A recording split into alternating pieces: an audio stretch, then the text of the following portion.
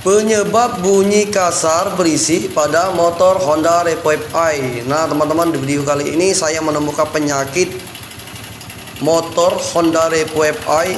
Ketika dihidupkan bunyinya sangat berisik sekali, sampai-sampai si pemilik motor ini takut dengan motornya sendiri teman-teman. Nah kalau saya lihat motor Revive i ini, si pemilik ini ceroboh sekali teman-teman. Sarung joknya saja ini koyak-koyak ya. Padahal motor tahun 2022, tapi mesinnya sangat berisik sekali teman-teman. Mungkin dikarenakan kurang perawatan atau jarang ganti oli ya si pemilik tersebut. Bunyinya sudah seperti mesin jahit, lebih parah dari mesin jahit teman-teman. Ketika kita dekatkan knalpot, kita colekkan tangan kita teman-teman ya. Nah, di ujung tangan kita itu hitam teman. Ini menandakan motor tersebut ini ngasap ngebul. Ketika kita tarik gas, keluarlah asap putih teman-teman. Langsunglah saya ponislah motor tersebut itu terkena yang namanya mesin teman-teman ya. Nah di sini kita akan merenovasi mesin yang bunyi kasar tadi, akan kita bongkar, dan alat apa saja yang nanti akan saya ganti ya teman-teman ya. Simak terus video ini agar kalian tidak ketinggalan berita seputar otomotif. Nah untuk mesinnya sekarang sudah saya buka untuk bodinya. Kita buka dulu untuk tutup blok head depannya.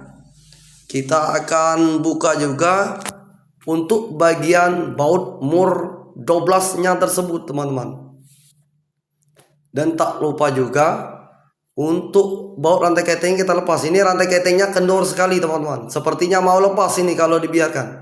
Kita lepas dahulu untuk rantai ketengnya. Nah setelah lepas rantai ketengnya, kemudian kita buka untuk baut mur block headnya teman-teman. Motornya hitam sekali teman-teman ya. Kemungkinan si pemilik ini bukan ganti oli baru mungkin ya. Mungkin sering nambah-nambah mungkin motornya ini ya. Kita buka dulu untuk mur bautnya teman-teman. Baut block head ini ada 4 teman-teman ya. Di depan. Di 2 itu ada lagi di sebelah kiri itu ya. Biasanya itu kunci 8T teman-teman. Baut kunci 8. Nah ini nah. Ada 2 ya. Setelah baut kita lepas baru kita bisa buka namanya blockhead. Nah hitam sekali teman-teman. Ruang pembakaran hitam gelap. Ini lubang throttle bodinya juga gelap. Untuk piston dan bloknya juga teman-teman, ini bloknya lecet, baret, pistonnya juga hitam-hitam. Banyak sekali kerak menumpuk mas saya. Langsung kita keluarkan untuk pen pistonnya. Seperti ini penampakannya, pantaslah bunyinya kasar teman-teman. Ketika digas berasa putih. Langsung saja saya buka juga untuk rantai ketengnya teman-teman. Rantai ketengnya kita buka baknya dulu. Cara buka rantai keteng, saya tidak menggunakan tracker, saya ambil kunci 22, langsung saya jedor, saya kasih sentaan sedikit pakai palu. Cara ini kadang berhasil, kadang tidak teman-teman. Boleh ditiru, boleh tidak ya. Pekerjaan seperti ini hanya dilakukan oleh master yang mempunyai ilmu tinggi saja teman-teman. Kalau kalian tidak bisa, pakai tracker saja ya. Nah, untuk roll rantai ketengnya kita ganti. Ini sudah kemakan karet rollnya. Untuk block cylindernya kita lemar ulang atau kita oversize. Jadi menggunakan piston baru teman-teman. Yang lama kita tidak pakai lagi, kita kiloin saja. Untuk apa dipakai lagi ya? Barang sudah rusak. Langsung kita pasang untuk pen piston dan pistonnya. Kita pasang juga untuk sepi pen pistonnya. Cara masang sepi pen piston kita gunakan stang sapling agar lebih mudah. Kalau kita gunakan obeng itu bisa juga teman-teman. Kita lumasilah untuk piston dan blok silindernya. Kita gunakan oli baru, jangan menggunakan oli bekas teman-teman. Langsung kita masukkan untuk blok silindernya dan ring pistonnya. Kita kasih oli lagi biar proses pemasukan ring piston itu lebih mudah teman-teman. Kita goyang-goyang sedikit kiri kanan, langsung kita dorong. Dan pemasangan blok piston pun telah berhasil. Kita jedor sedikit menggunakan palu karet. Nah inilah penampakannya. Untuk rantai ketengnya kita ganti yang baru saja teman-teman. Kita ganti yang baru. Langsung kita masukkan untuk rantai ketengnya ke dalam mesinnya. Lalu untuk roll barunya kita pasang lagi. agar bunyinya itu lebih bagus dan lebih halus lagi. Kemudian kita kencangkan untuk bautnya. Kita pasang juga untuk suling rantai keteng, kita kasih oli sedikit. Langsung kita susun untuk roda magnetnya. Dan kita kencangkan untuk baut murnya. Langsung kita pasang untuk gigi starter. Kita pasang juga untuk roll rantai keteng tengah. Kita kencangkan guna baut mur 10. Nah ini ya sudah terpasang.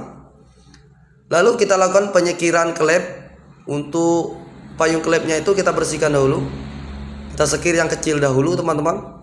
Saya gunakanlah impact teman-teman. Nah, cara menyekir klepnya. Nah seperti ini. Dan kita sekir juga untuk bagian klep besar.